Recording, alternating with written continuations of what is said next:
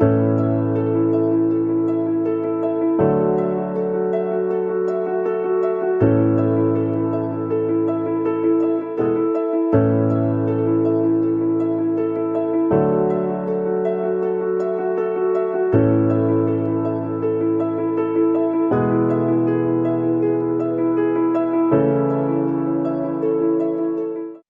very good morning to the United States and a happy evening to India. I hope everyone is safe during this pandemic. Myself, Sumuka, a final year BCom student of Seshadripuram Union Degree College. Welcome to the 52nd International Webinar of Seshadripuram Union Degree College. At the outset, I'm happy to inform you all that our Union Degree College is celebrating its Golden Jubilee year. On behalf of our college, we congratulate all the stakeholders. Today's webinar is fully hosted by the students of Seshadripuram Union Degree College. I request everyone to kindly pardon us in case of any mistakes. Department of English, in association with Illinois Institute of Technology, Chicago, Illinois, US, and North Carolina Central University, Durham, US, and the Center for Studies in Social Sciences, Calcutta, India, is organizing this international webinar on Digital Humanities Session 13. I now request Nagasudha ma'am, Assistant Professor, Department of Commerce, to play a small video of our college. Over to you, ma'am.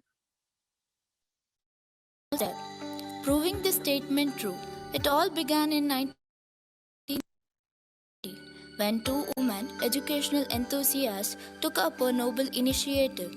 In the erstwhile posh locality of Seshadripuram, Srimati Anandamma and Srimati Sita started a primary school with 20 children. Now, Seshadripuram Educational Trust under its umbrella has 36 institutions. It all began with the educational visionary Sri K.M. Nanjappa, the then President of Seshadripuram Educational Trust, in 1971, which has been a landmark in the history of education for the working students by starting Seshadripuram Evening College. Our college started with the primary objective of imparting formal education to the quality and needy. The college is affiliated to the Bengaluru Central University. Being in the heart of the city, it has an easy reach and connectivity. Its premises comprise of spacious building with good canteen, computerized library, business lab, browsing center, Wi-Fi facility, sports club, thus well equipped for all academic, sports, co-curricular like NSS, NCC, YRC, etc. and extracurricular activities throughout the year. The college organizes orientation program for freshers and guest lecturers to equip them. As most of us are working in the morning and studying in an evening degree college, it is very facilitative for us to excel in our jobs. Even though we are studying in an evening degree college, we are being provided many state level and national level opportunities to express our talents. Also, many cultural activities are being conducted. SEDC is engaged in various cultural activities throughout the year. There are numerous committees in the college that perform variedly on their behalf and have a lasting effect on the college, students as well as outsiders. Our evening degree college believes in the vision to ignite the minds of every student to identify and develop their inner strength, with the mission to promote holistic development of students by offering quality education and making them self-reliant and progressive. Our college NCC cadets will visit every academic year in Officers Training Academy Chennai and INS Kadamba Naval Base at Karwar. It will motivate our college NCC cadets to join Indian Armed Force.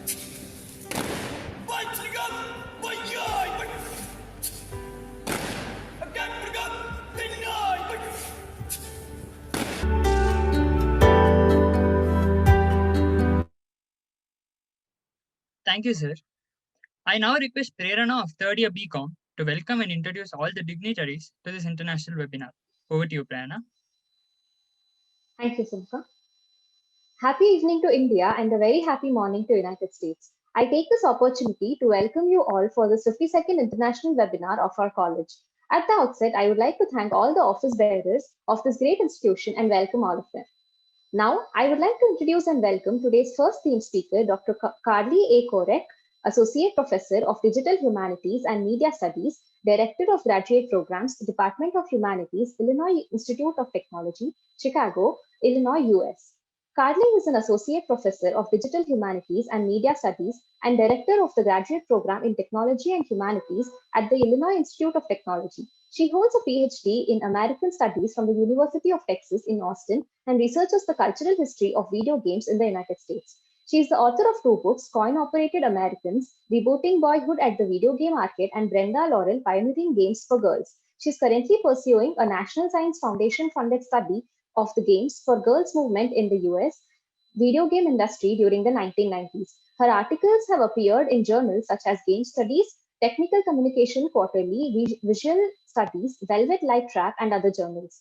She is also a practicing game designer, and her games have been showcased at events like Different Games and World Play Festival. From 2013, she worked as a research facilitator at the University of Roehampton for 3 years. Ma'am, on behalf of Seshadripuram Educational Trust, I welcome you to this webinar. Now, I would like to introduce and welcome today's second theme speaker, Dr. Souvik Mukherjee, Assistant Professor, Cultural Studies, Center for Studies in Social Sciences, Calcutta, India. Dr. Mukherjee is an Assistant Professor in Cultural Studies at the Center for Studies in Social Sciences, Calcutta, India. His research looks at the narrative and the literary through the emerging discourse of video games as storytelling media and at how these games inform and challenge our conceptions of narratives, identity, and culture. His related interests and expertise include a broad spectrum of topics in game studies, ranging from identity and temporality in video games to the video game industry in Southeast Asia.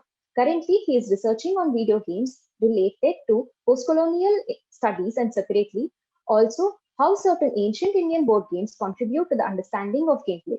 Souvik is the author of 2 monographs, Video Games and Storytelling, Reading Games and Playing Books, and Video Games and Postcolonialism, Empire Plays Back, as well as many articles and book chapters in national and international publications.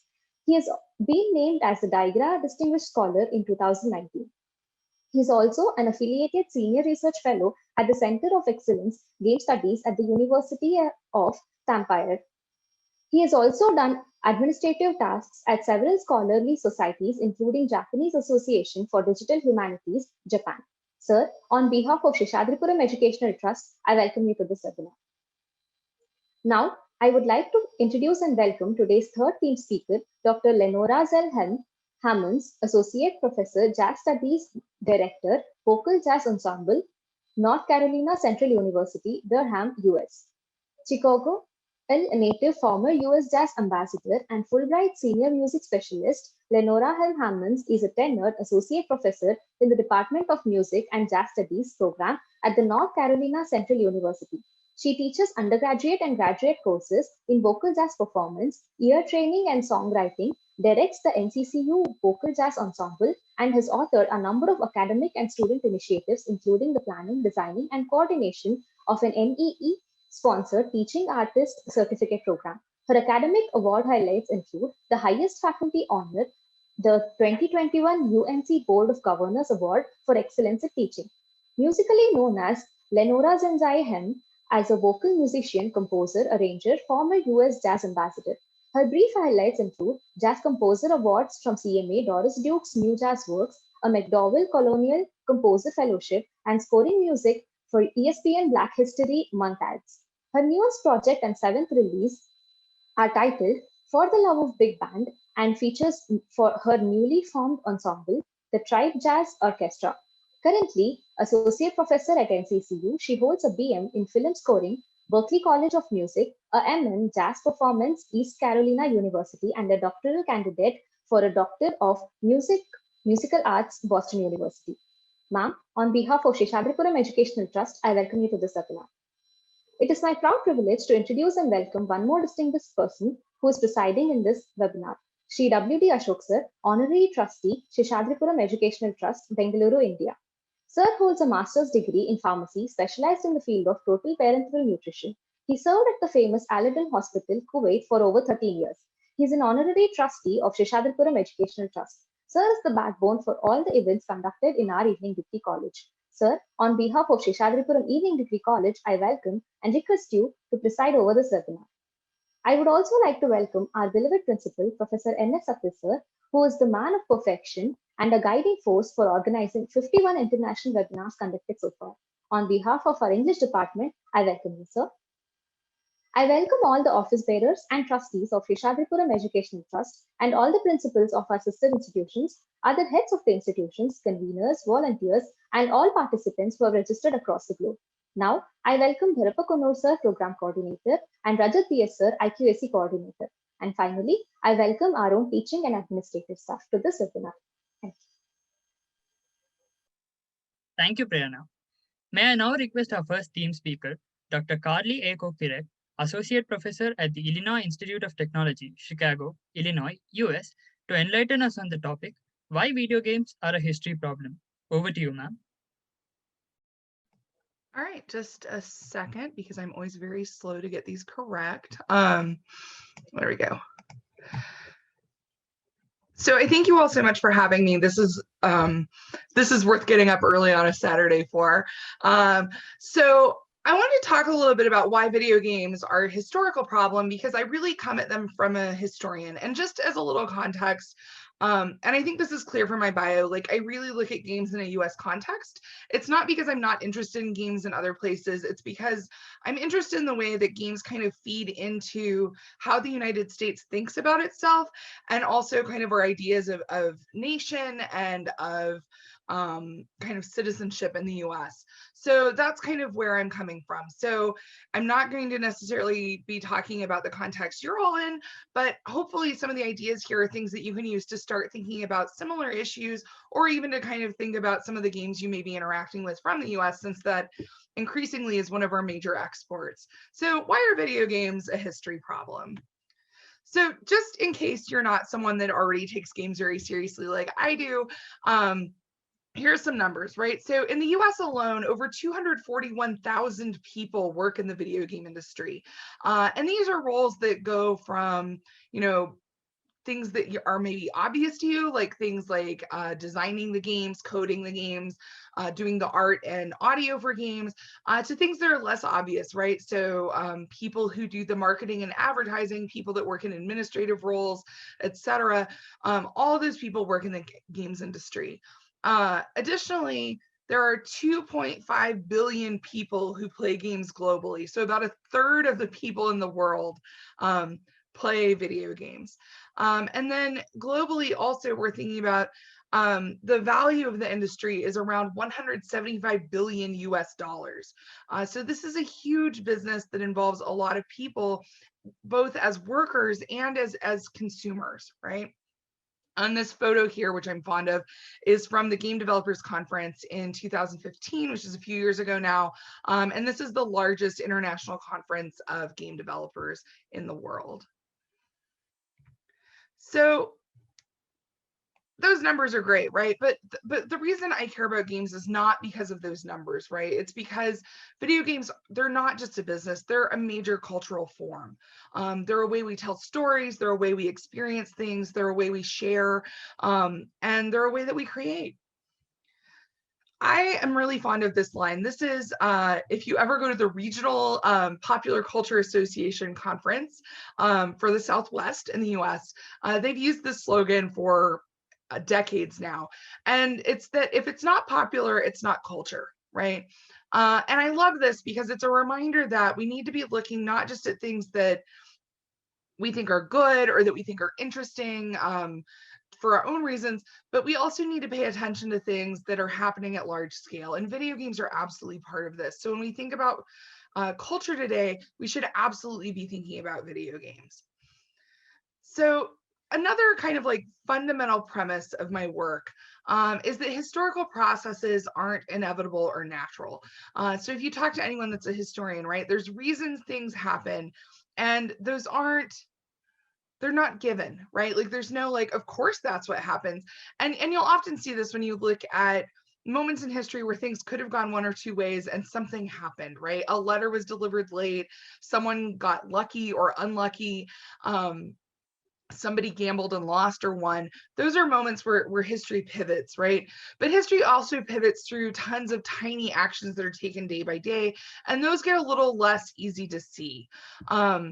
but they're all worth looking at, right? So when we think about the world and the way it is, I think it's always important to remember it could have been a different way, right? And it's worth understanding how it became the way it is.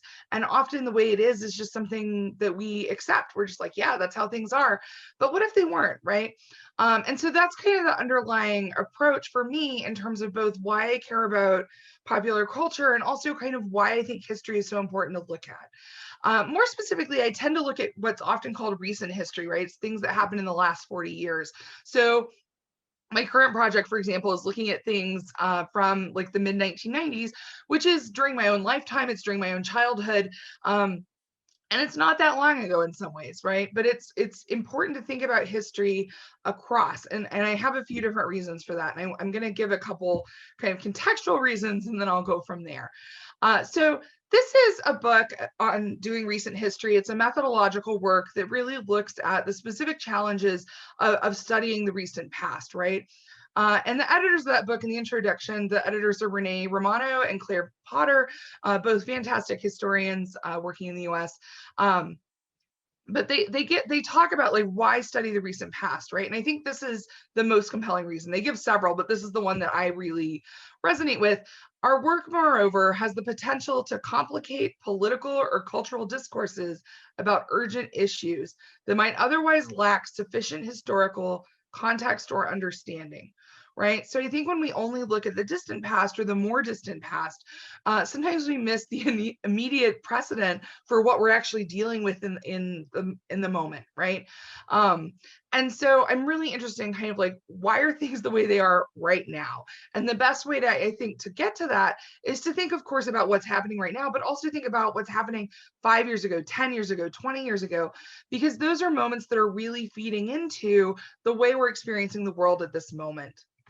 I'm also quite fond of the Made by History series at the Washington Post, a major newspaper here in the US. They have an ongoing column called Made by History, and it's actually edited by historians, and it's almost entirely written by historians, and I've written for it.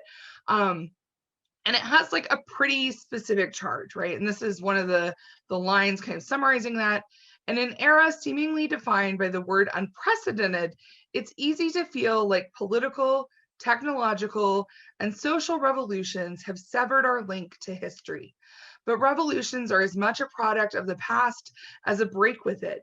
We need to understand the history behind the breakneck news, right? And so that's kind of the purpose of Made by History. So often they'll have a historian weighing in on something that's happening right now and saying like, well, you know, here's why this is possible, or here's why we have this organization that's doing this, or here's why we should worry about this based on a similar thing that happened, you know, 100 years ago.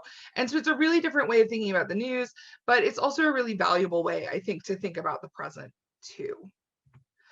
So I wanted to just kind of give a little example, and I like to draw examples from my own work because I know my own work better than I know anyone else's. This is my first book, Coin-Operated Americans, Rebooting Boyhood at the Video Game Arcade. It began as my dissertation more than a decade ago now, and it was published in 2015. By University of Minnesota Press, right? And so it's a full-length monograph. I've got some articles that came out of it. And really this book looks very specifically at video game arcades in the United States in the 1970s and 1980s, right? And I had a pretty basic research question there, which is, why do we assume video games, a major media form, are primarily for boys and men? Because when I started looking at games, I was struck again and again by how weird that is. It's not the way we talk about film. It's not the way we talk about television. It's not how we talk about popular music. So why is this how we talk about video games? And why is that treated as just like a normal thing that makes sense? So pretty straightforward question, and in some ways an ambiguous one. Like there's not going to be one definitive answer, which is usually what I say means it's a humanities question. There's no definitive answer. Multiple people can be in conflict and actually be correct, or maybe we're all wrong, who knows, right? But these are the kinds of questions I find really worth delving into and digging into and thinking like, no, but really, why is it like that, right? there's lots of work looking at gender in games, and a lot of it looks at that as a contemporary problem. And there's been publications about this since the late 1990s. So this is something that's not a new problem, but I wanted to look at it as a historical problem, which is a little different than the approaches that had come before. So why is this a history problem? The gendered state of video games is often treated as normal or inevitable. And it's not, right? Like I said, it's really weird. And why do we treat weird things like they're inevitable? You know, and some of it's just because it gets naturalized. It's what we grow up around or are brought up into or are most familiar with. And so it just seems like the state of things or the order of things. But the order of things, I would say, is almost never natural, right? At least in terms of when we start thinking about like human society, right? Like there's always reasons for how things are and how they end up that way. So I wanted to kind of dig into that and think about like why that had been normalized. How did that get normalized? Where was the point where that wasn't normalized? So I look at this from a lot of different ways. And the poster here is from a film called The Last Starfighter that comes out in the early 1980s in the US. And it's actually quite interesting. Many of the representations of video games in the US are really focused on middle-class white young men, like without fail. This one's an exception. He's not middle class. He lives in a trailer park, which in the US is often coded as working class or kind of lower middle class.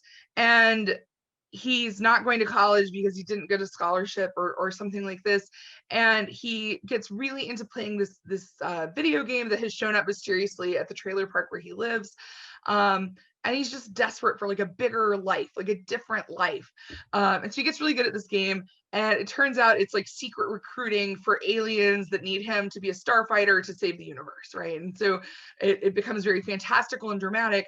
But it's actually like, I think it's very interesting because the US military has used video games for recruiting actually for quite a long time, right? So this was at a point where they saw that as fanciful, but this is a real thing that happens now. But anyway, bigger picture in my book, what I argue is several things, right? Like the one thing that happens is the coin-op amusement industry in the US just like very badly wants to be respectable. This is an industry that often fairly or unfairly is associated with organized crime. It's often seen as kind of like scamming people. And the coin-op industry includes a huge range of things, right? Like it's pool tables, it's cigarette machines, it's soda machines, it's pinball, which is the most direct precedent in some ways for video games in that sector. So the coin-op industry has this horrible reputation that's often quite unfair, right? It's not 100% unfair, right? Like there's always some bad actors, but it's not entirely fair. And a lot of the coin-op industry is made up of small business owners, family businesses. They really want to be taken seriously and seen as a valuable part of the community. So they're really excited when video games are popular with kind of like young middle class boys, because that's like a demographic that's valued, that's not seen as sleazy. And so it gives them a way to kind of like seem legitimate, right? So they really latch onto that and lean into that. Additionally, the US has a really long history of boy genius narratives. It's how we talk about like early radio operators. It's how we talk about like Thomas Edison. It's how we talk about like, and we still do this, it's like how we talk about Elon Musk. That man is an adult, right? Who grew up wealthy. And still like he's talked about in this way that like implies he's very young. Bill Gates and Steve Jobs, like Steve Jobs was talked about this way up until his death. Right, and he lived like a full human adult lifespan, and so there's this real kind of like sense of boyishness, of play, of innovation that's really valued in the US, right? And I don't think it's necessarily great because if you're a boy, even though you're like a man in your 50s, you're somehow like more impressive than if we acknowledge that you're a man in your 50s. And you're also like less culpable, right? Because we have less consequences for children because they're children and they don't always like fully understand things. They're not fully developed people, right? So that's part of what's going on here. There's also the Cold War, right, which is a huge cultural force in the U.S. And one of the things it does is drive investment in technical education and research at kind of a policy level, which then like spills over into all these like stories and excitement about like anything kids are doing with technology is seen as like really exciting. And then there's kind of like a more basic thing here, which is video games are kind of neat. And they're often actually people's first exposure to computerized systems, right?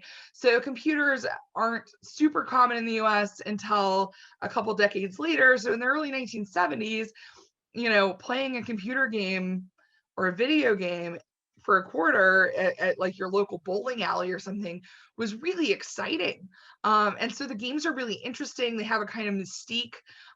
They seem really like of the future and novel and thrilling. And so all of those things kind of work together in how we think about games. But it means that when that story becomes, you know, boys playing games, and that's the story here in The Last Starfighter. It's the story in things like Tron and War Games. It's often the story in media coverage of video games. So when Life magazine writes about video games in the United States in the early 80s, they're really focused on young men and boys as the players. And so all those things kind of come together and they kind of disappear. And I don't mean disappear in the sense that they stop happening. I mean that they disappear and that they just kind of become part of the woodwork, right? They're just part of how we talk about games. They're part of the assumptions about who games are for and why, you know, why we play video games or who plays video games.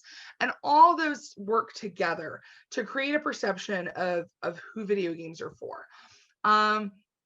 And often, you know, I'm talking about this and people are like, oh, but video games are kind of toys. So like, who cares? Well, I care, obviously, but they're more than toys, right? Like they're actually a major cultural form.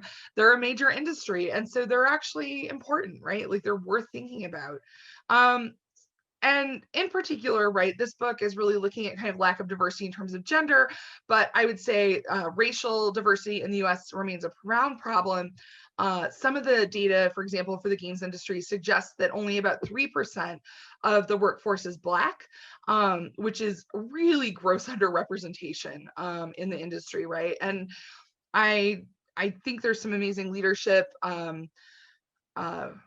happening from folks like Shauna Bryant or Tanya DePass, who are like really working to advocate for diversity and who are doing like meaningful work leading companies and leading projects. But you know, it shouldn't have gotten this far without that being addressed. So I love the work that's happening, but it also speaks to some kind of entrenched problems, right? So here's just kind of like, what does lack of diversity in the industry do? And it does a lot of things, right? So one is there's kind of business and economic implications to this. So it undermines technical innovation. They found companies that have more diverse workforces tend to be more innovative. You get more creative ideas and creative thinking if you have more different kinds of people working together, right? Like that's probably not shocking. It also hampers economic growth. In particular, companies that have more diverse workforces actually, because they're more innovative, they also tend to kind of grow more. They tend to be more profitable, right? So that's where you see depresses developer profits. And part of how it does that is this bottom point here, which is there's a disconnect between development teams and audiences. And one place you see this that's probably fairly obvious when you think about it for a second. So if you have an industry that's only 25% women, and that's in the US, the games industry now is about 25% women, and that is double what it was 10 years ago, right? So a lot of work has gone into that, and we're still only at 25%. But the largest player demographic in video games is adult women. So you have an audience that doesn't include that many adult women trying to make games for an audience that is adult women, and you end up with like weird things happening where they miss the mark, or they don't understand the audience, or they don't take the audience seriously, or they just like totally misunderstand who's actually playing, right? And so especially when you start looking at large scale development projects, this is like millions and millions of dollars invested, and then they do a bad job because they don't know better, right? There's also ways that this undermines educational and professional equity. So in the late 1990s, Justine Cassell and Henry Jenkins in From Barbie to Mortal Kombat, which is now this kind of iconic book, they suggested, and I believe this, that video games and computer games were kind of serving as training wheels for getting kids interested in computer technology, right? And so if you have a disconnect and you have like not very many games being made for certain demographics, you're losing that demographic in terms of like pulling them into interest in technology, which then has implications beyond games, right? Because it has implications for the technical workforce broadly, and kind of like who goes and gets like computer science degrees and things like that. And then the last one here, which is actually my second to last point here, is it contributes to volatility in the sector. The games industry is like notoriously volatile, right? So they'll you'll have a company like Blizzard that has like, you know, a record-breaking profitable quarter, and then they like lay off 30% of their workforce or 50% of their workforce, even though they just made a ton of money. And so that's the kind of decision that's made to drive business development. But it also means that the whole sector is really volatile. So it's hard for people to know how long their jobs are going to last. It's hard for people to feel stable or secure. And it's hard for people to kind of like work up professionally. One of the effects of this is that for many years, the average length of time someone spends in the games industry is actually only 7 years. So you have a really, really young workforce, which can cause some of these problems as well. But beyond the industry itself, we also have kind of like what I think of as cultural implications. When you only look at media that is really about one group of people, right? In this case, like young men, and is really like catered to one group of people, it serves to normalize the exclusion of everyone else, right? So the Gina Davis Institute does lots of research on gender representation in media and everything from like advertising to children's programming to YouTube ads, right? Like all kinds of different things. And they found, for example, that like there's this cultural belief that women talk more than men, but that's like not actually true at like a scientific level. And part of why like women are expected to talk so little is that when we watch movies, women only talk like 35% of the time. So we're just accustomed to women don't talk that much. So when women talk more than 35% of the time, there's a perception that they're dominating the conversation, which is problematic, right? It also limits participation in technical education and related careers more broadly. And this is again when I was talking about the kind of video games as training wheels, that if we're thinking about games as something that help introduce people to technical fields, familiarize them with technical devices and interfaces, if you're leaving people out of video games, you're also excluding people from that, which could have really bad implications for education and careers, especially at moments where we're saying like, oh, we need more programmers. One way to get more programmers is to make it like more appealing and more welcoming to be a programmer, and this can be part of that, right? It's also just kind of like a moral problem, which is that it leaves women and girls out of public culture. And again, I'm focusing on gender here, but this happens in many different ways, right? This happens around race. This happens with the US, right? Like if the US is the major producer of video games, and I think we still right now are the first largest producer, and those go all over the globe, and you're all getting like US, if everyone's playing US stories all the time, that skews how we see the world, right? Like it's good to see more kinds of ideas about how the world is or what kinds of stories are worth telling. And so this happens at a gendered level, but it's also happening at other levels as well. So this is why we should care about this thing, right? It's not just because I really like arcades, even though I really do like arcades. It's also because of these like other bigger problems. So just to kind of leap back and put these things together, history shows the video game industry and the surrounding culture exist as they are because of cultural, economic, and historical factors. They could have been different, and they still can be different, right? So if we understand the history, if we understand how these things get put together, we can start seeing how these things could come apart, right? We can start seeing how to shift these things. We can start seeing how to move these things. We can start imagining a different kind of world. And I think that's really powerful, right? I think that's when we talk about doing history of the recent past, I think that's part of why we should do history of the recent past, right? Is all these things that we assume are natural, that we assume are normal, that we assume are just the state of things, they don't have to be. right? There's moments in time that things hinge on that are very obvious, right? Like something happens and it dramatically alters the course of history. But there's also like pileups of small things that happen that change the world, right? So, for example, in the history of video games, it's hard to avoid talking about Atari. Atari's for many years the largest company in video games in the US and really in the world. They launched Pong in 1972. It's the first commercially successful video game. And they just dominate the field, right? Like they make up something like 75 to 90% of the US video game market from the early 1970s into the early 1980s. And there are obviously women that work there, and there's some women that work there and do very, very well. Brenda Laurel, who I wrote my second book about, right? Like goes to work there and kind of like works up and then later does like really interesting experimental work on virtual reality at the Atari labs, right? But those are kinds of, in some ways, like those become exceptions that prove the rule.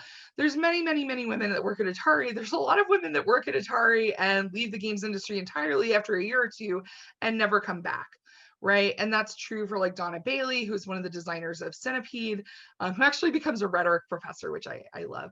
And that isn't to say like, you know, folks like definitely would have stayed in the industry and should have stayed in the industry. I think people should follow their passion or follow what's satisfying to them. But she was, at the time she was hired, like the only woman in research and development at Atari. She was the only woman in the coin-op division. And that can be really isolating, right? So even if she had generally a positive experience, that may have felt alienating. Similarly, like, Carol Shaw, who worked on River Raid and was considered one of the best programmers at Atari, she actually fully retired. She leaves the industry and then she works at another company for a while in the games industry, and then she retires entirely in like 1990 because she actually she'd been at Atari and then she went to Activision.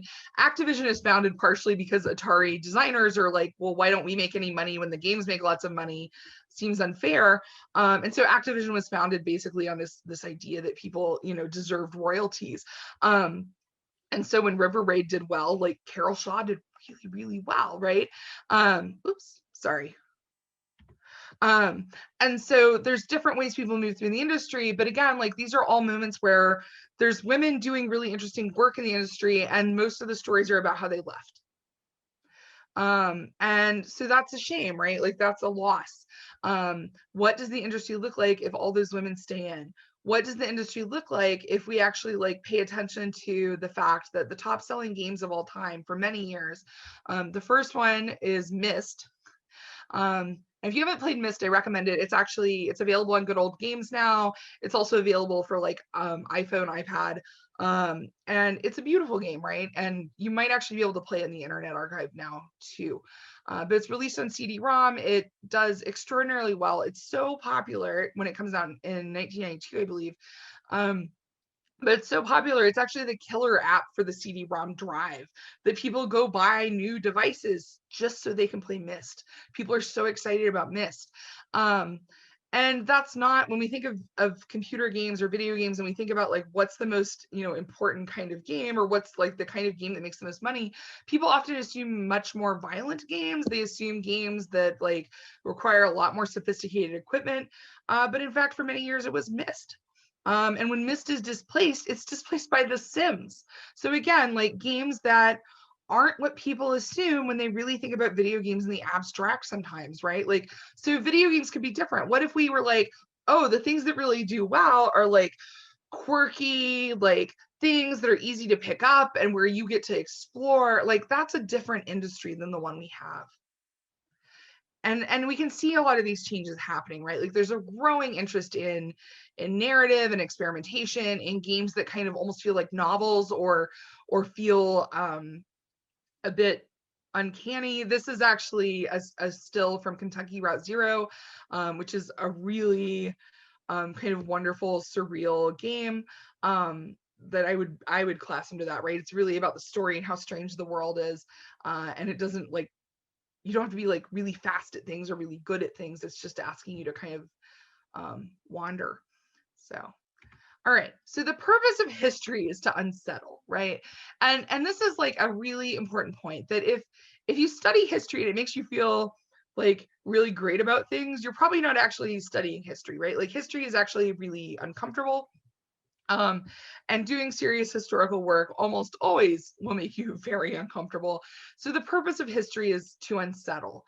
And video games need unsettling. The things we accept as normal and natural actually often need to be disrupted. Video games are something like that, where it's like, what if we unsettle this? What if we unseat these assumptions? What if we start thinking about things differently and looking for different ways to spend time, to think about the world, and to tell stories using this medium? What if we change our minds about who this medium is for? And I think that's a really, really key thing we can start thinking about, is who are video games for? Who could they be for? What could video games be if we didn't walk in with all these assumptions about, oh, they're for young men? That's where you make the money, even though that's not true, right? So often these assumptions are at odds with reality too. Did I mess up my slides? I might have. Oh, there we go. So I just wanted to talk briefly about the project I'm doing now, because I like talking about the project I'm doing now. So my second book is Brenda Laurel, Pioneering Games for Girls. It's really a deep dive on how Dr. Laurel makes games and kind of her design approach, which is very much enmeshed in design research and kind of approaches to audience studies and things like this that I find very, very valuable and really interesting. And so for this newer project, I'm kind of building on that and still looking at the Games for Girls movement, which is this moment in the 1990s in the US where like a bunch of different companies that are new spring up to make games for girls. It's seen as like a new growing market, which it was. And also existing companies like Mattel, which is a massive toy company, kind of try and get into the interactive market with varying results, right? Like Mattel actually does quite well here. Other companies don't. That's not the important part, right? So the research questions there are, what did the Games for Girls movement do? And what can it teach us about effective interventions in tech culture? And the reason I'm interested in that is we dump lots of money into diversifying tech. Like lots of different companies or have programs, and there are like nonprofits around that like exist only to do this thing, which is to help diversify tech culture. But I'm not sure a lot of these are effective. And a lot of times when things aren't effective, we just kind of like abandon them and go on. But that means we don't learn from that, right? So I'm interested in kind of looking at the Games for Girls movement. And so Games for Girls Informing the Future, it's funded by the National Science Foundation. And I'm really working to document and analyze the history of the Games for Girls movement. Again, this is recent history. This is the mid 1990s. But it's great because it means I can go interview a lot of people that were available. A lot of records are still accessible. And in fact, by studying this, I'm helping to make sure that it's going to be documented and preserved, because sometimes things are treated as disposable that shouldn't be, right? So this is what I'm working on now. But again, like it's really this effort to like, how do we unsettle things? How do we think differently about our present? How do we imagine different possibilities for the future? And all of those really come out of thinking historically. Sorry, I keep clicking. Oh, there we go. So this is the end of what I had to say today. I thank you again for your attention. And I just wanted to feature our Illinois Tech mascot because I think it's fun. But thank you for your attention. I hope if you play games, maybe this will help you think about them differently or think about them more. And you know, if you have questions for me, you're always welcome to find me. I know, you know, we're in a forum now where you can access me, but also I'm on Twitter and quite active there, so I'm easy to find there. And you can always send me an email.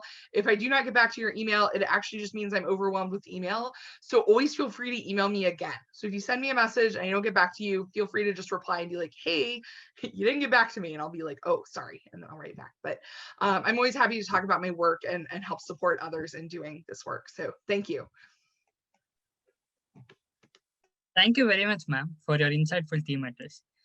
I now request our second theme speaker, Dr. Souvik Mukherjee, Assistant Professor at the Center for Studies in Social Sciences, Calcutta, India, to enlighten us on the topic, Digital Humanities or What You Will, Introduction to DH Pedagogies in the Indian Context. Over to you, sir.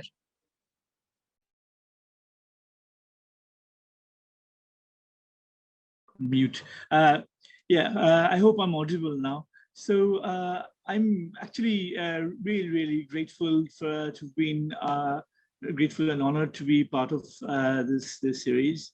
And I hope you're all safe and well wherever you are. And I'd like to thank Professor Satish, Professor Durham, and the students, and of course my co-speakers. And especially, it's such a nice surprise finding Carly here. I'm going to talk about digital humanities. It's just going to be kind of like a basic introduction to the DH. If you know all of this anyway, I mean, I'm sure you'll have other things we can talk about in the questions. So I kind of like look at the, I mean, digital humanities is now even being discussed by the UGC and others in India. And I mean, my question is then, what is this thing, digital humanities? And I've been trying to figure it out for a while, and I've just kind of come up with this Shakespearean title, Digital Humanities, or What You Will, from 12th Night and What You Will, basically, because I mean, when I try to map digital humanities, it's kind of quite a large and unmappable space. So earlier, back in them days, in 2005 to 2019, we had something called New Media Studies. And I'm showing you a Google Ngram here. You can go on Google and type Google Ngram, and you can put two terms together and they compare. Google will give you comparisons of the usage over time. And digital humanities actually kind of sees a kind of, well, a rise after, I mean, rather recently in the last 10 years or so. And new media studies is on its way out in terms of usage, really. And mainly because also new media, I mean, when we're talking about digital media, I mean, it's probably not entirely correct to say that they're new media, because they're also, so as David Bolter and Grusin says, there's remediation there. And but at the same time, digital media does make kind of information easily, increasingly manipulable, networkable, compressible. I'm not sure about the word impartial. I don't think any information is impartial, any medium is impartial, but well, it does that. And I think you might have kind of trouble hearing me. Sorry, and my headset just kind of went off battery. Just bear with me a second, please. Can you still hear me? Yes, sir. We can hear you. Okay. Yeah. Great. So yeah. So then I kind of want to move on from this kind of differentiation of new media to digital humanities.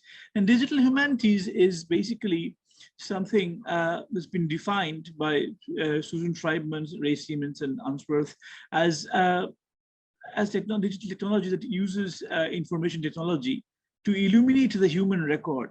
So look at the importance of the human record, of what is being recorded and archived by humanity. So it's more about kind of digital archives, creating archives and kind of creating records, digital records. But Matthew Kirschenbaum responds to this and says that for him, digital humanities is for everything from Shakespeare to Second Life. And I don't know if you remember Second Life, but it used to be this simulation where people could kind of interact as if it was kind of like they could do their daily quotidian things and interact with each other. But what he is also talking about is something that could also include archiving, as well as kind of ensuring access to computer games, interactive fiction, virtual communities. Carly has just spoken about computer games. I will a little bit, but not as much.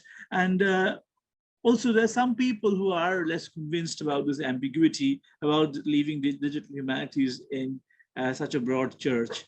And they do say that do video game analysis and stylometry really make good bedfellows? Probably not. So you can see, I mean, what we are working on is basically a kind of an area where there is much dispute and debate really as to what the definition is. But whatever it is, I would see like two aspects of digital humanities. But before that, just one more thing, as in there is this kind of like notion that the digital humanities is kind of here to replace the humanities, or it is here to replace reading and kind of standard kind of print culture. That's not really the case, really, because reading has not print culture has not ended, neither has films. I mean, so it's not like one has been superseded by the digital. But at the same time, I mean, there's also this question of, is it just old words and new tools? Is it just new tools for old words? And Jonathan Soddy and Neil Rhodes talk about the Renaissance computer, and they say that even the Renaissance people were using something like the hypertext, jumping from one kind of text to another text, and reading like the people used to read in the preprint era, like scrolling with the scroll instead of the codex, or like using a tablet. Of course, a tablet has a very different meaning right now, as does scrolling. But and then Umberto Eco and Jean-Claude Carrère, they actually also say that it's like, USB sticks that we have today are like the chests in which people would carry, in the 18th century, people would carry their books in a small library. Well, I mean, that's there, true. But I'd say really, because there is much more that digital does, and that also needs to be taken into account, which is, it is not just old words and new tools, because if you have books in a USB stick, then you can have you can have so many books that you can't really almost finish reading in probably a lifetime. But then there's also this other thing that you can actually copy, share, and there's this thing in digital humanities which we call locks. Lots of copies keep stuff safe. So you could just have many copies of the books. I mean, imagine giving away your favorite books in your chest. Most of us wouldn't like to part with our books, but if you imagine asking about sharing a PDF, you just do that in like 2 minutes, right? So there's a level of altruism there, there's a level of sharing there as well here. And then also the other part is like searching. It can just like, the books in digital media, the USB drive, let's say, you can just search through swathes of data, really, which wouldn't have been possible. So this also needs to be noted. It's not just old words and new tools, really, for the old concepts, but it is something a little more complex. And I think in digital humanities, one aspect is text-based analysis, which is like data mining. I mean, you've always heard about data mining for businesses and other things. I mean, but there's there's data, but then you can search through vast swathes of data, using digital tools. You can then creating digital editions, and of course, what is very important is metadata, data about data, adding metadata to digital collections, helping you curate digital collections, helping you to guide people to search through archives. And of course, huge archival repositories. I'm going to show you some. I hope I'm sharing my whole screen. Just bear with me a second. Can you see this? This is the partition archive. So it's like in 1947, when India was partitioned, there were so many people who were displaced from many parts, really, especially you can see like Bengal and Punjab here, like so many, and the partition archives, what it does is it actually gathers the narratives of these people, oral histories, and you can, when you click on one, you can hear them speak, you can hear them tell their stories, and it's transcribed, and you can search through these narratives, which gives you a really rich again, it's recent history and not so recent history, really, but then like Carly was saying, it gives you a deep insight into what was going on, what people were feeling, what they're feeling now, what their memory is of that time, and what post memory is. Or for example, the South Asian American Digital Archive. So many Indians and left for India, the USA, and what was their experience like? So you can see there's somebody's like passport here, or somebody, the first road trips that they took in the USA. It's a very different experience once you land in the USA.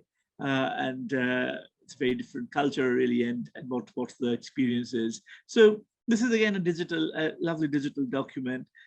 And again, then the standard kind of variorum editions, like for example, you have the British Library kind of comparative tool where you can compare the quartos of Shakespeare. You can see how the two kind of beginnings of these two quartos. There are many more quartos of Hamlet, but you can see the first lines, how they differ in the quartos, and you can kind of do textual analysis.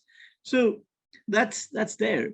And let me also just quickly show you another really great website which has been made in India. It's called Bichitra.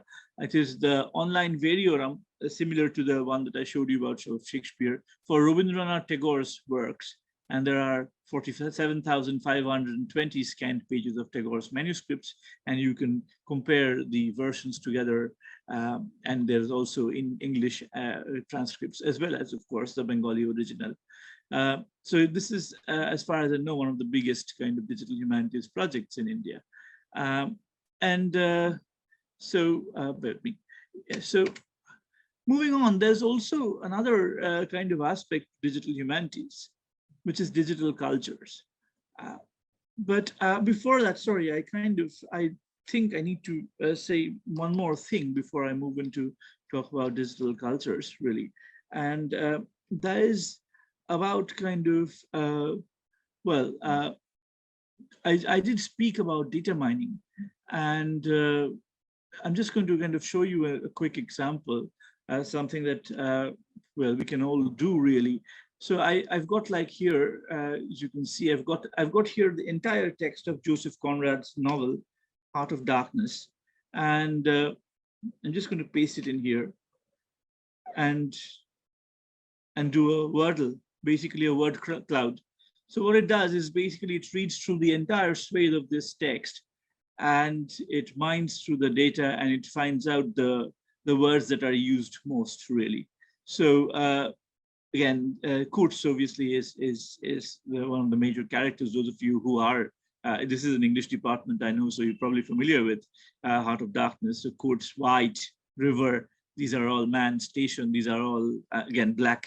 These are all kind of words that emerge kind of as the major and the most often used words.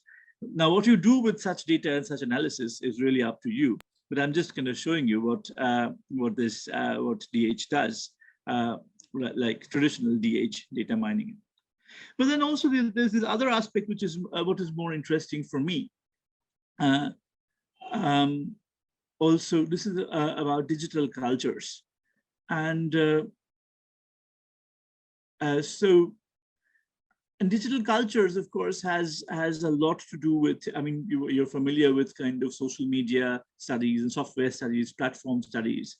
And Carly has already introduced you to game studies and things like amplification. These are terms that we are getting off and on. I mean, and this is also something that I will look at. So I mean, I kind of work both across digital cultures and creating archives. Sorry, there's one more archive that I do need to show you, which is actually my stuff that I have built myself, really. And this is an archive of colonial cemeteries in India. Basically, it's kind of like a database of 2 colonial cemeteries near Calcutta, where I am based, and you can see, you can kind of see the stories of the people who are buried here. We've kind of done quite a bit of research, really, and the graves are geotagged, and also kind of like these are all the graves there, and we've done as much research as possible, of course, images of the graves when they're available, and then kind of histories and things like that. So that, and also kind of one more very quick thing before I move on to digital cultures, which is bear with me a second here. So this is, I also want to show you how maps kind of work in digital humanities. You can actually superimpose an old map over a new one, right? And if I just pull the slider, and you can see the current map. And if I move the slider like this, you can see kind of, this is the map of Calcutta. So, for example, I mean, this is the place where the Victoria Memorial, which most people come and visit in Calcutta, is situated. But if I move the slider, you can see there was a grand jail there. There was a colonial jail instead of the Victoria Memorial. So again, people who are kind of interested in researching history and using tools like this will find it useful. But then, yes, to move on to digital cultures, which I've been kind of talking about many times and then sliding back to. So one of the things to do is to, I mean, as I said, it's very difficult for me to map digital humanities. There's so many digital tools here, so many software things. So I look at digital humanities as a multiplicity. But so this is a photo of what's going on in Tahrir Square in Egypt.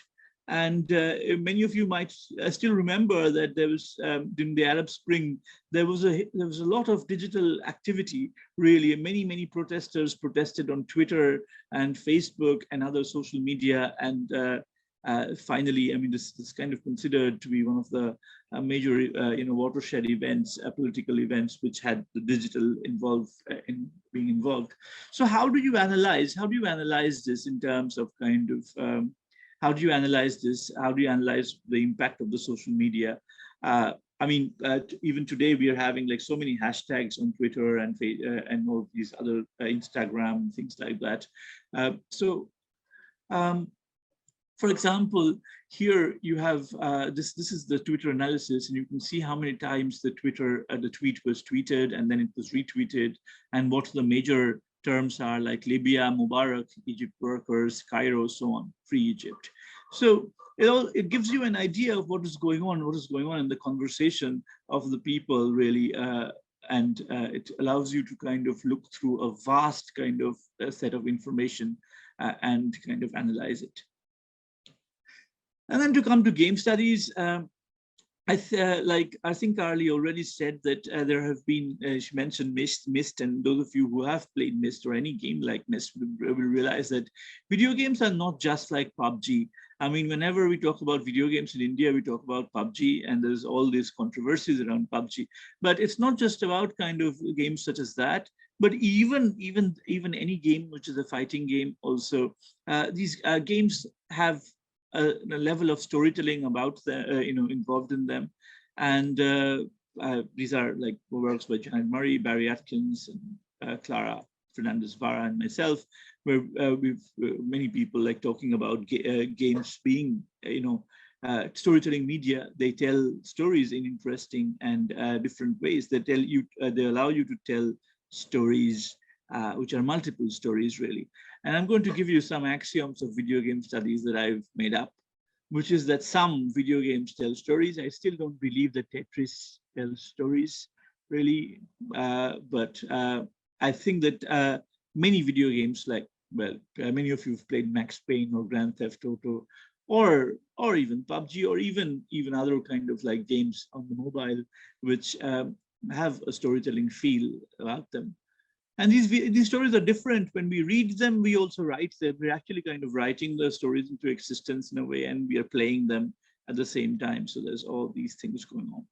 And they raise questions about identity, who you are, because you're playing in, often you're playing as a character and it seems like it is you, the avatar is you.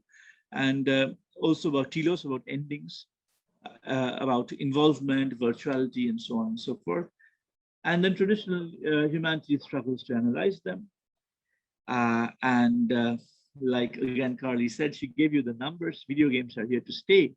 I mean, they're so popular. And you can read the last part. So yeah, so I'm just going to show you one quick video of a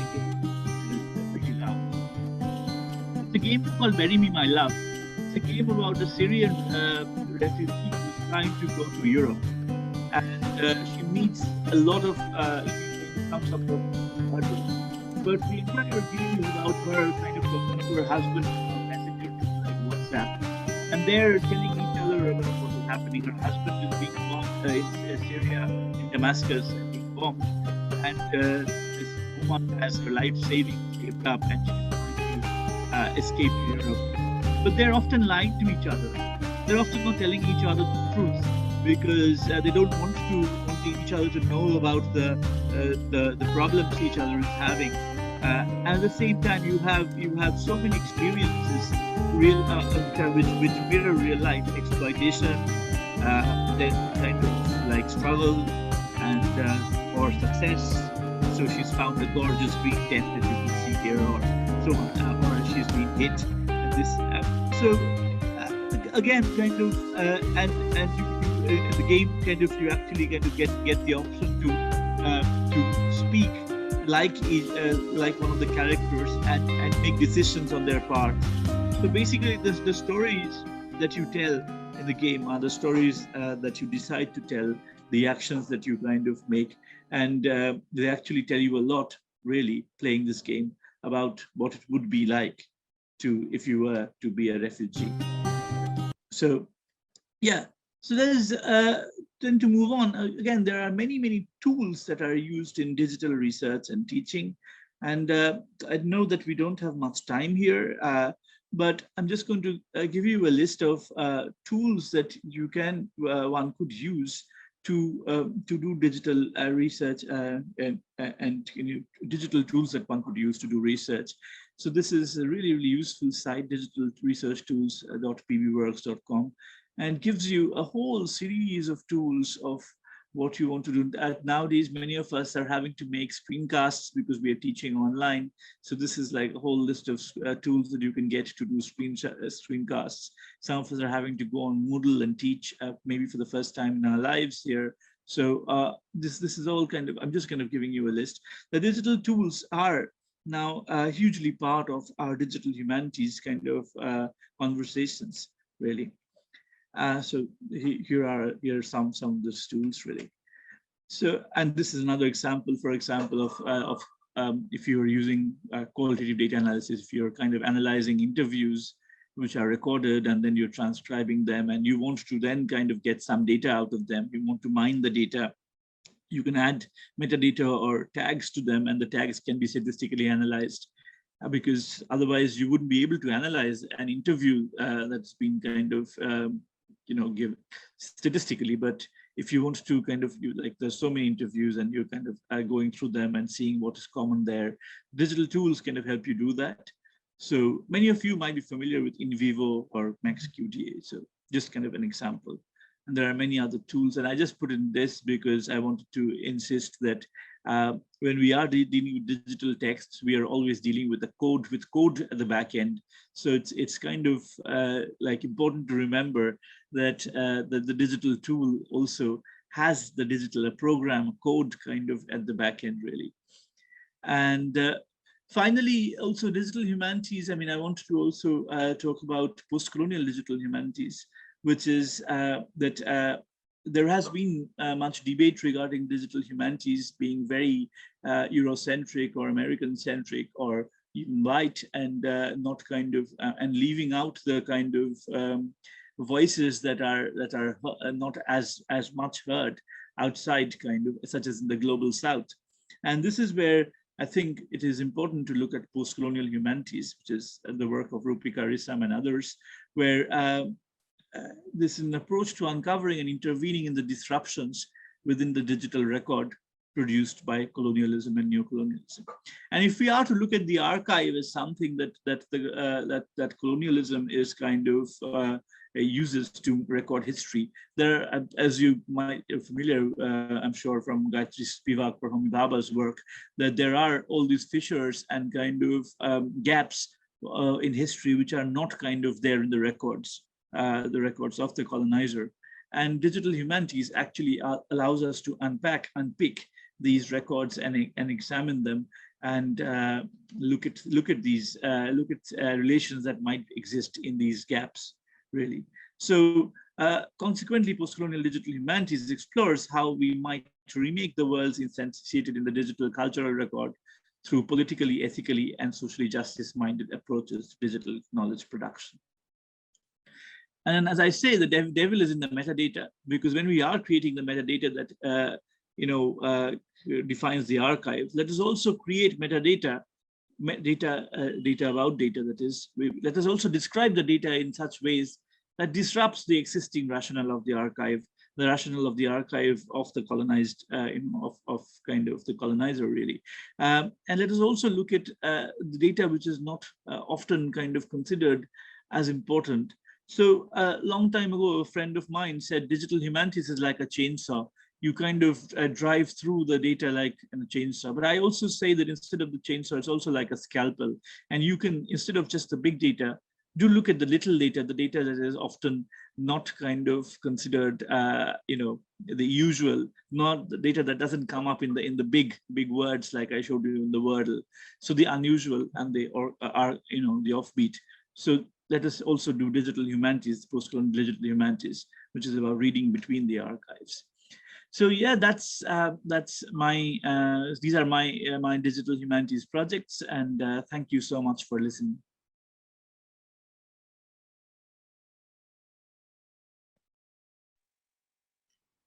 Thank you very much, sir, for your insightful team address. I now request our third theme speaker, Dr. Lenora Z. Hammonds, Associate Professor at the North Carolina Central University, Durham, US, to enlighten us on the topic, The Map is Not the Territory, Pedagogical Considerations in Digital Humanities. Over to you, ma'am.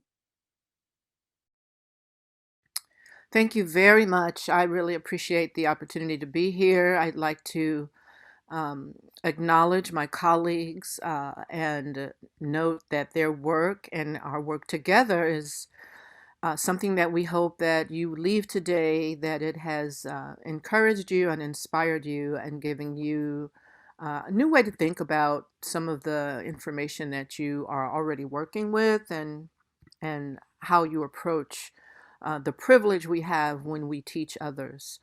I am going to keep talking a little bit as I pull in my, share my screen and hope that that all works in a way that is easy for us and we have enough time at the end for questions, etc.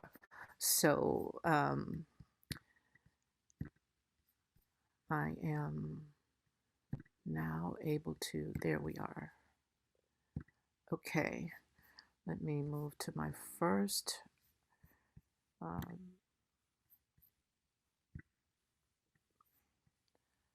If you are able to see my screen, please let me know. Yeah, madam. Okay. Just gonna adjust the size. So the name of my talk is The Map is Not the Territory, and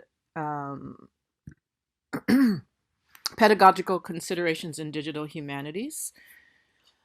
And I really want to use this time together to discuss how we are thinking about digital humanities and how we are thinking about our roles. I love the information that has been shared already with my colleagues because it's as if we are each head hopping in the conversation that we are having from the lens of our own work and how it impacts those that we want to work with and that we teach and our colleagues. No man or woman is an island.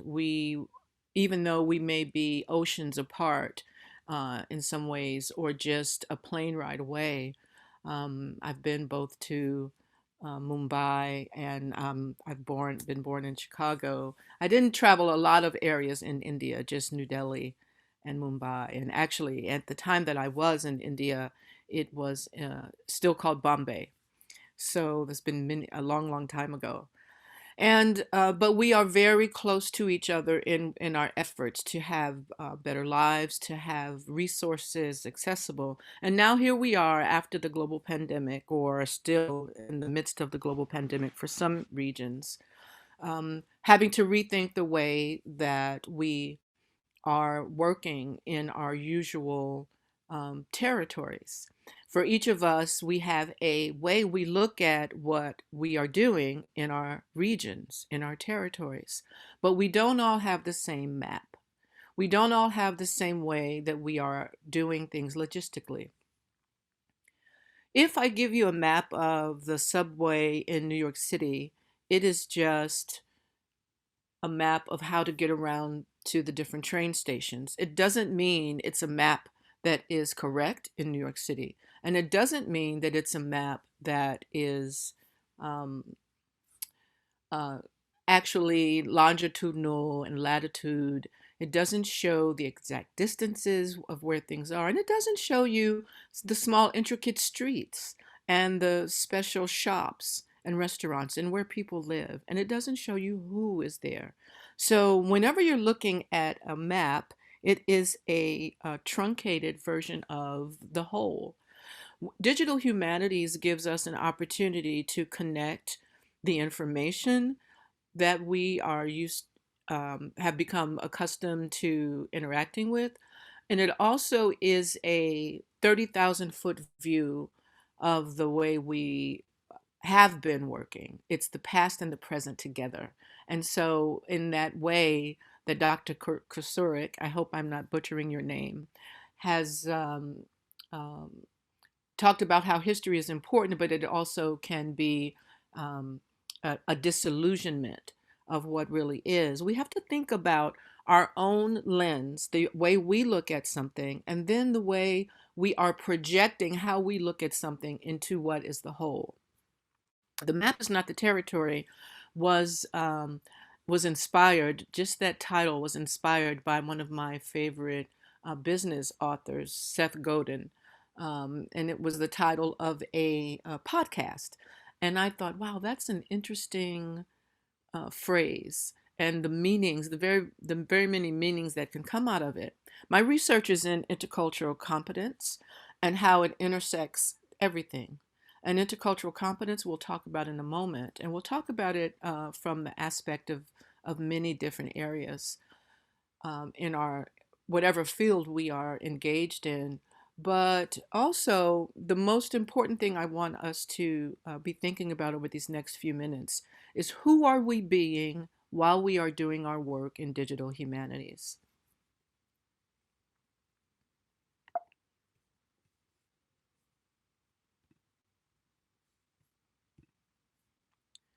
So, what is your go to map? Ask yourself this question. What is your go to map? What do I mean by that? That is very much uh, a term, a colloquial term, but it's not an academic term. But, I like to mix the two, because after all, we're human. I came from a background, I'm a musician, and as a jazz musician, we have to think in very complex ways to do the activities involved in jazz. We have to spontaneously compose. And so improvisation and looking at something and thinking about what's missing and thinking about the many the way you scaffold the information and the knowledge is very much a part of my DNA as a jazz musician. Um, so I'm always thinking about what is someone's go-to map. If I ask you to do a talk or presentation, if I ask you to cook a meal for your family, if I ask you to organize a community of leaders in your town, what is the immediate way you look at that? Do you think about digital humanities? Do you think about using technology? Do you think about uh, how do I communicate with others? What is the immediate way that you orient yourself to communicate, to share information, to teach, to learn? And so, again, the examples that we've heard so far in some of the tools that we use in digital humanities, what is the immediate thing you move to? And is that thing something that is inclusive for others? And is that map a way for everyone to participate? Is that a group understanding? Is it a regional understanding? Is it hegemonic? Does it mean that there's some structures or countries or nations or ways of thinking are the paradigms inclusive? And so this is how I want us to think today about why you have chosen the way that you use any of the tools in teaching and in learning. Here is a word map that that came from In Vivo software, And I love the way that you can see this was from a conversation my students and I were having about how to interact and create a composition. And there were about 31 countries represented in all of the students when we were engaged in this conversation. And there were students who were in Europe based, but they were from many different areas: Latvia, Finland, Iceland, Denmark, Germany. And there were people that were from South Africa, but they were from many regions of South Africa. They were from Johannesburg, and they were from Cape Town, and they were from Durham and Pretoria. They were from some of the areas that, even though they were in the university at University of South Africa in Pretoria, they were from many other regions.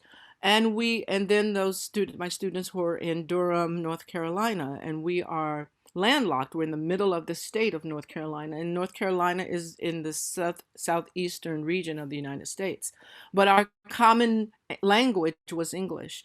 And with all of those people, there were about 25 students in this seminar on jazz, and these were the words that came that were most common together.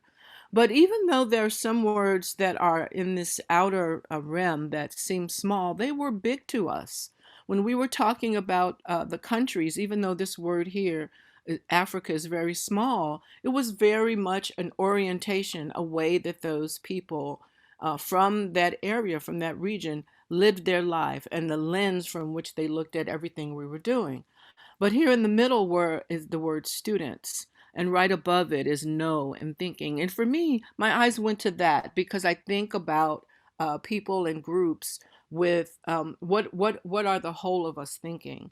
I'm pleased to see so many women in the organization that are in on this. The participants, we are numbering at about 189, and I'm happy to see that the influence and the way that the organization, that your university allows and shows a participation of many groups in gender and orientation. So this is what I look at when I see this. So my map, my lens helps me to see the first thing that my eyes go to. But what did your eyes go to? I'd love to know that. If you could write that in the chat. When you see this group of words, if you can just, everyone who's participating here, I would love that. Because, one of the things about Zoom is that we can't talk to each other as if we were all in the same room. I can't see your body movement. I can't actually, I'm just seeing little rectangles of people, but I don't get a sense of what is the territory of the entity of us on this engaged. If you are able, I'm not sure if you have been enabled to be able to use the chat, but if you can, go ahead and write in there what are some of the words that popped right out at you, and what did you think about that? And when we get to the question and answer period, we can talk more about that a little bit. Beautiful. I love that. And so as I'm talking, just keep putting your comments in there, and we can get to that in just a moment. Beautiful. So at the crux of the matter of thinking about how we should look at our pedagogical influences in digital humanities, who are we as the people making the decisions about the tools we will use? So, and this brings up the nature of collegiality. And what is collegiality? It's companionship and cooperation between colleagues who share responsibilities. All of us here on this presentation share responsibilities, all of us. And how would we work in creating the next 10 to 20 years of the way education would look if we are responsible to each other, if we are responsible not to keep women marginalized or ageism? Are we only wanting young persons to come into the academy? Are we only wanting people, Black and brown people can't be at certain levels of administrative authority in the academy? These are all very, very crucial and important considerations. And so as we are thinking about that, collegiality is in the background as our territory.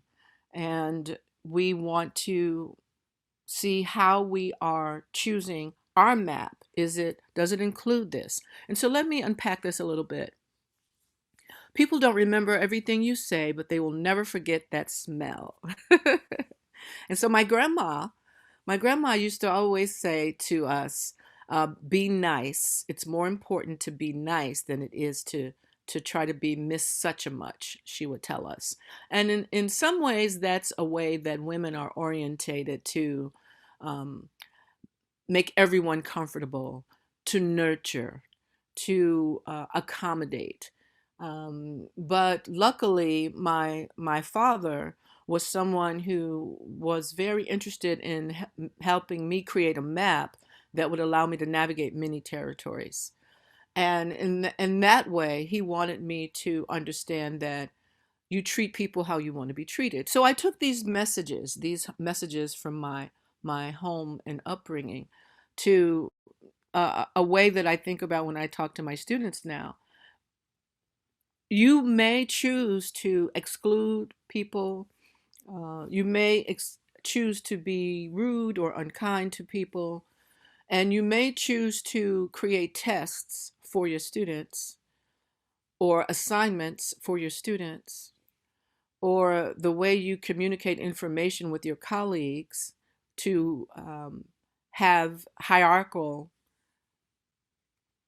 and power differential aspects of the communication so that people remember how you made them feel. Was it a stinky, smelly way that you made them feel? And so that's where this saying comes from. People don't remember everything you say, but they never forget that smell. I love having a little fun when I'm talking about important things or things that could be heavy or overwhelming, because to look at ourselves and how we are being and who we are being can be difficult. Our business is about relationships more than anything else. The relationships that you have with your colleagues and your students is important. Are you being responsible and cooperative in the way that you engage with each other, your students, or on the faculty level, the student level, on the administrative level? Because that permeates everything about your university, everything about your classroom, everything about your the presentation you make.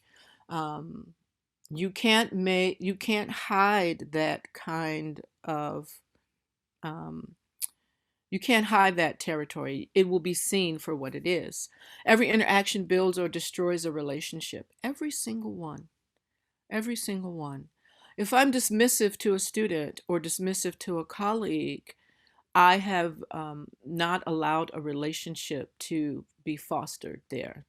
And the way that this moves through the information for in digital humanities is, we're going to talk about that in a second, how you construct and how you allow the infrastructure to be created around these core concepts, these organizational principles about how you build the engagement for the content and for the access to the content. And finally, there is no failure. You win or learn. Sometimes we don't permit and allow access because we feel like there's something to protect, something to defend. So don't make someone else responsible for your journey as a learner. There is no failure, you win or learn. There's no failure, you win or learn. So don't make someone else responsible for your journey as a learner. If you are not very much aware of what are all the aspects of digital humanities, there's so many ways to think about it. There are ways to think about it at a very, in the minutia of how do I get on this game? How do I turn the button on when my grandson, I have 10 grandchildren, and when my grandson wants to me to come, Geely, he calls me Geely, Grandma Lenora, come, Geely, watch me play. I mean, okay, I want to watch him play his game. No, but it was a way for me, he and I, to have a relationship, to meet him there. And then I'm noticing when I'm there as an adult looking at a computerized interaction, how do I learn this interaction? Has it been created in a way for me to have access? Has it been created in a way for me to feel humanized, to be seen? Because when I'm watching the figures that are moving, they are men. And I'm thinking, well, where are the girls in this game? Right?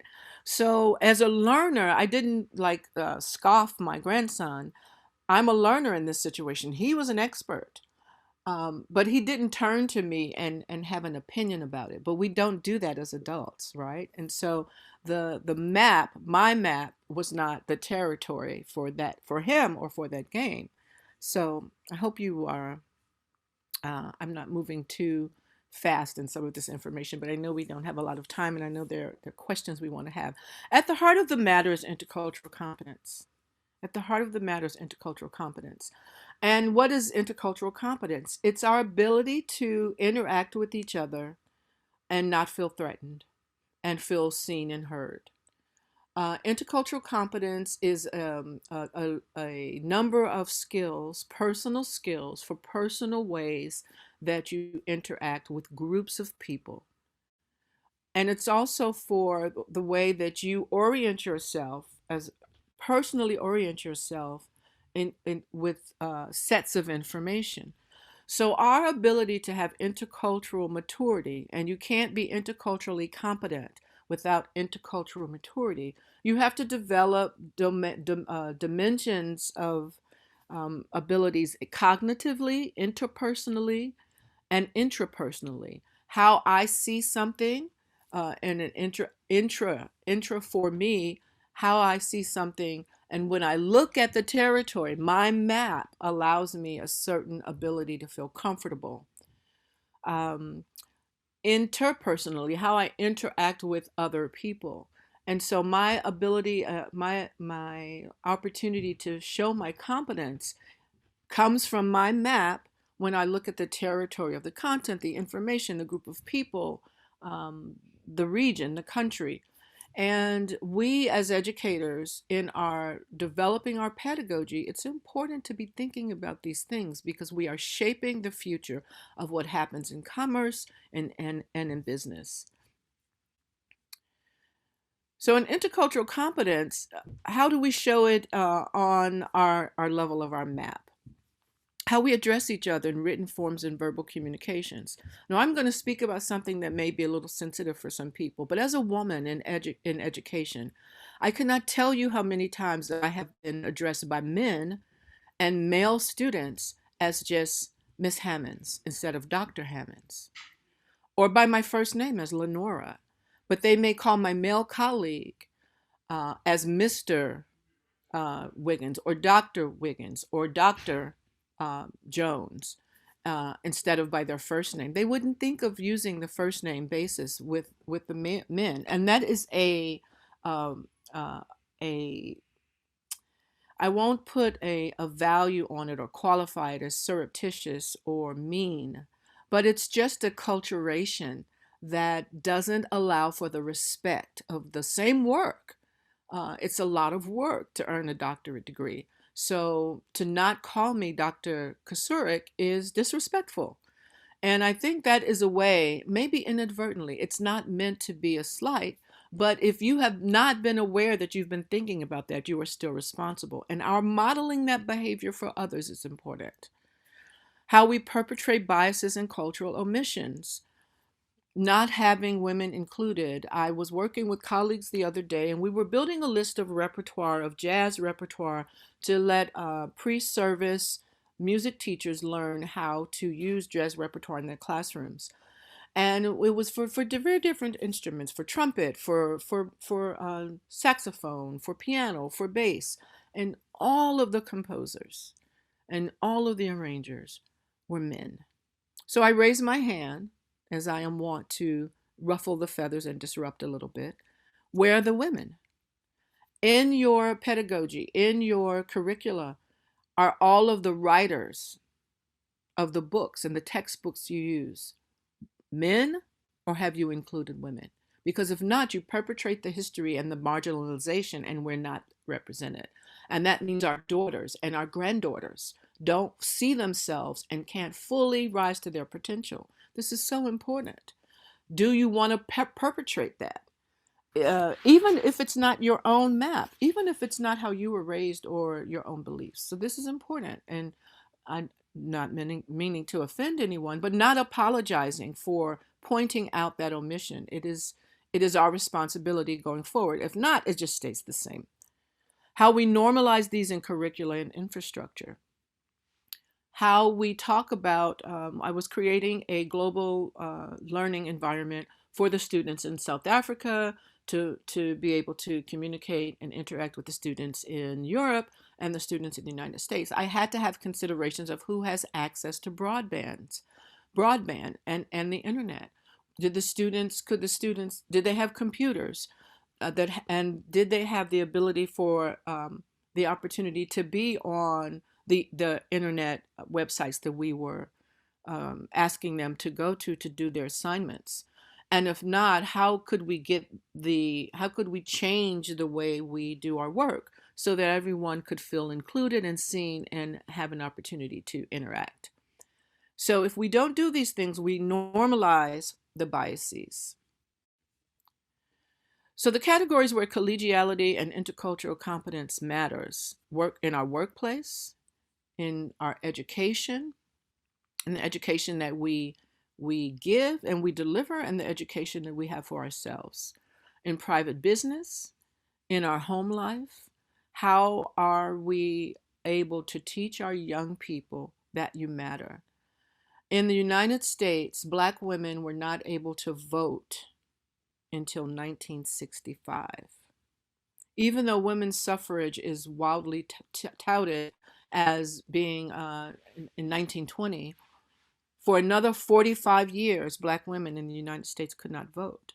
So that means my mother and my grandmother, the elder women, were not able to have their voices heard about the important right of saying who should govern you. And the impact of that on your psyche, the psychological impact of being seen and heard, is really, really profound. And it makes a difference in the way of what we see ourselves as being and doing. In public corporations, collegiality and intercultural competence matters, and in personal relationships. So what does a lack of intercultural competence look like?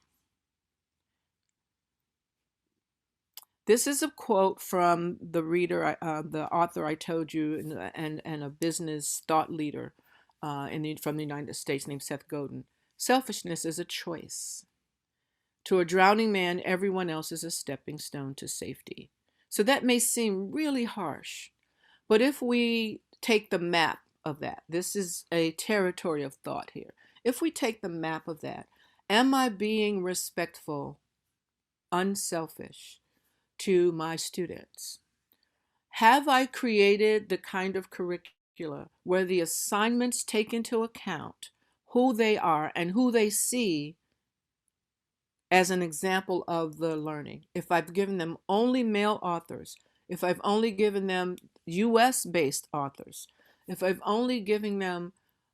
haven't included Black and brown people, if I haven't included people who are older, have I latched onto the trains of ableism or sexism or any of the isms that close whole groups or identities off?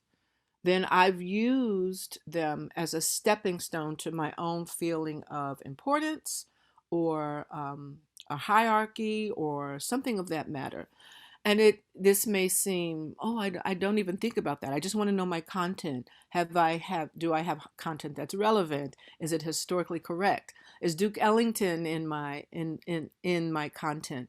Have I included examples of performers? Have I included the musicology tenets and concepts of everything from Beethoven to, maybe I've colonialized my information. Maybe I have excluded Native Americans. Maybe I've excluded the darker people in my region.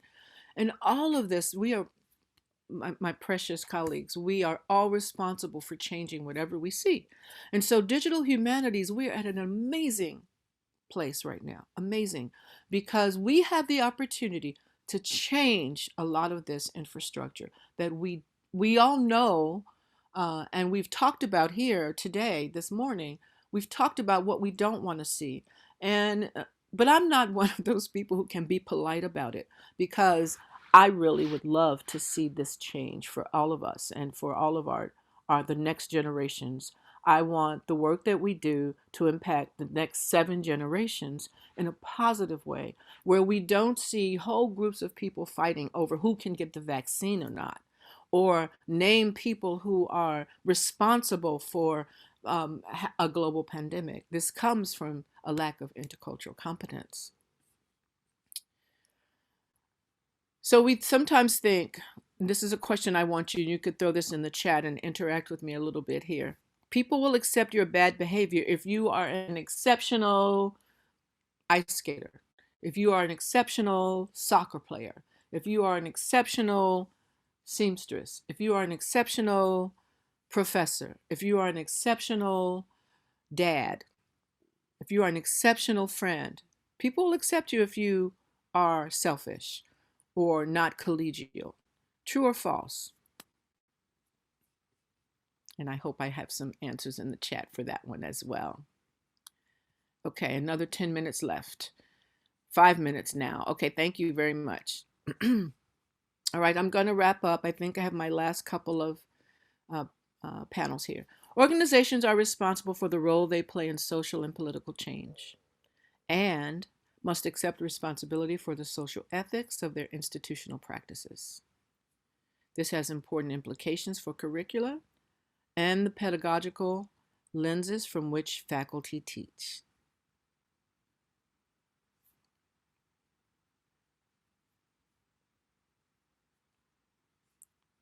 What can we do? We can decolonize the approach. There are a lot of ways to do this, to not have a set of choices we make in the way we approach teaching and learning, the way we approach usage of digital humanities, where everyone is included. And it is not a European-based approach or approach where we exclude whole groups of people. We can realign the access. About the information about digital humanities, I appreciate this reaching out. For me, from someone in the United States who's never been to your university, I appreciate the opportunity to speak to everyone today.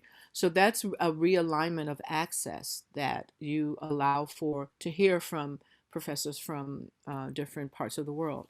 Focus on outcomes that are inclusive and disrupt the infrastructure that excludes. And that's the end of my talk. That's how you can reach me for questions or comments. And I look forward to hearing from you. Thank you very much, ma'am, for your insightful theme address. Now the floor is open for the interaction. We will take up questions which you have received from chat box and registration form. I request Vinay Sagar sir, Assistant Professor, Department of Commerce, to moderate the interaction session. Over to you, sir. Yeah, thank you, Sumak. My first question is to Carly ma'am. Ma'am, can I?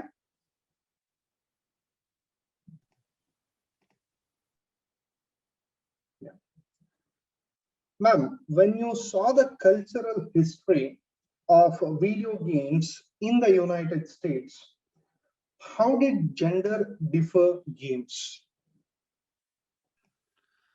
Sure. So a lot of what happens in terms of how games end up kind of feeling gendered is that you have an advertising apparatus that really only focuses on young men as players. And so if you look at particularly like advertisements from the 1990s are really aggressively gendered. Like they're often kind of like gross out jokes and like sexual innuendo, and there's an assumed audience it's not just men, right? It's a very young men. It's a really kind of like here we call it like sophomoric humor, right? Like it's the humor of young teenagers. and it's often really aggressive towards women. It treats women as not people, right? And so what happens when you have that is kind of like the way that people are entered into games or welcomed into games is that the games start to feel, it feels like a place you don't belong, right? And that's, it's a really strange decision for a commercial medium to alienate half of your prospective audience, right? So yeah, that's a lot of it. And then you end up having players that assume that the games belong to them and not anyone else. And we've seen some really violent, actually, outbursts around this in the US in particular, where it's like there's a real need to police who accesses games. So yeah, it's a complicated problem, and there's lots of different ways to kind of approach it and think through it, and lots of evidence of it. Thank you, ma'am. My next question is to Souvik, sir. Sir, can I? Sir, how did the culture and tradition and the great epics of India supply the stuff of video games of India? That's an interesting question. There are obviously two answers to it. One is that there have been many games that are now being based on the Ramayana and the Mahabharata, and of course, as you know, that the Ramayana and the Mahabharata are extremely rich kind of narrative. They're not stories really, but they have very rich narratives, and also very multiple narratives. And there are many different ways in which you can interpret the narratives. And in that sense, I think video games kind of can see a model in these great epics, really, which are about oral storytelling as they started. So there can be games being kind of media of multiple storytelling, can see models in the Ramayana and the Mahabharata. And at the moment, if I'm not mistaken, there are groups in the IITs and also among other developers in India who are trying to develop games based on the Ramayana and the Mahabharata. Hope that answered your question. Yes, sir. Yes, sir. Thank you, sir. Thank you. My next question is to Lenora, ma'am. Ma'am, can I?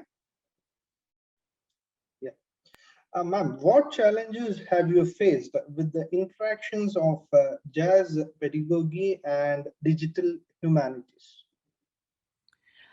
That's a really good question. A lot of my colleagues in jazz can sometimes be a purist in their approach, and they want to interact in the pandemic really showed us this when we had to move our training and our instruction to online settings.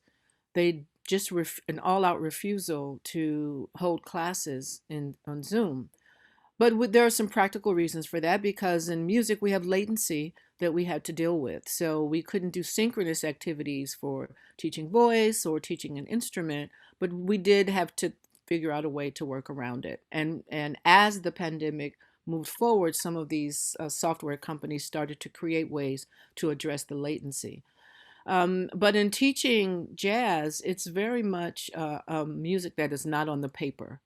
You have to learn how to you know all of the things that you learn in any other genre of music, but the nuances that of hearing the older recordings and learning the language that is nuanced in how someone feels and how someone interprets what they're hearing, that's a very tactile requirement of the pedagogy. And so what happened, for instance, with and recently we learned that, okay, creating virtual performances and creating virtual ways to teach and interact requires your marrying yourself to the access to technology. So the videos that we had to create, the recording strategies and techniques that we had to teach were all impacted. And if we didn't have a way that if our curricula didn't include that information, and we had to tool ourselves and train ourselves at the same time that we were trying to learn software and learn new modalities of and giving the students and the audiences the access to virtual performances. So it was a big learning curve, and it is an area of digital humanities that's not that is a new frontier in ways where in language or in history or in the sciences the migration was a little easier, but because we have such a tactile synchronous need for the way we produce the information and share the information, we're it's in the background, but the pandemic brought it forward. Vinay Sagar sir, as we are running out of time, can we conclude Q&A here? Yes, sir. Yes, sir. This is all from the Q&A session. Thanks to the speakers. Over to you, Sumuk. Thank you very much, respected speakers, for answering the questions of the participants. A small announcement before presidential remarks. We will now send the feedback form link in the chat box as well as to your registered mail, which will be active for the next 48 hours. Kindly fill the same and send back for e-certificates. The e-certificates will reach you within 7 to 10 days. Very shortly, we will meet in one more international webinar of our evening college, that is on the 31st of this month. The topic is on Digital Humanities, session 14, in association with Huygens Institute for the History of the Netherlands. Now I request Sri W.D. Ashok Sir, Honorary Trustee of Seshadripuram Educational Trust, to render the presidential remarks. Over to you, sir. Thank you. This wonderful international webinar from Seshadripuram Evening Degree College in association with Illinois Institute of Technology, Chicago, North Carolina Central University, US, and the Center of Studies in Social Science, Calcutta, went on very well. And this international webinar on Digital Humanities, session 13, in coordination with all the three team speakers, were carried out in a wonderful way. And Dr. Carly gave the talk on the video games and how often people first are exposed to the computer system through the video games, and young boys or men, which help drive their interest into the technology, education, and research through the video games, how they are focused on technology and the aspects of the games and how important it became for them in this video games. And the topic of video games was covered very well, and the history of video game and how the market has to be unsettled. She has given a wonderful talk. And at the same time, Dr. Lenora, the mapping is not the territory.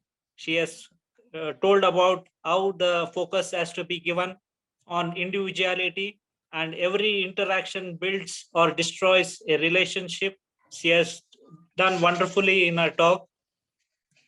And DH, that is Digital Humanities, as Mukherjee sir has said, that is using information technology to illuminate the human records, as he has wonderfully said in a very short way. That is very importance he has given for digital archiving, that is very much favored as they are advantageous.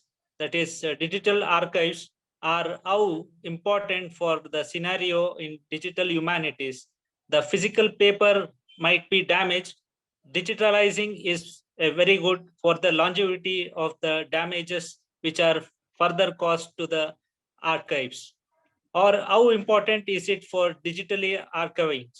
That is copying up whatever means of a physical document. For example, we think of a document which is old enough. If we want to copy it, we either go for photocopying or photographs. Even once it is done by this method to copy the things, it is eventually leads to a certain loss of quality, and it doesn't stay for much long also if you have photocopied it or photographed the things. So digitalization makes it possible to copy and reproduce the archives.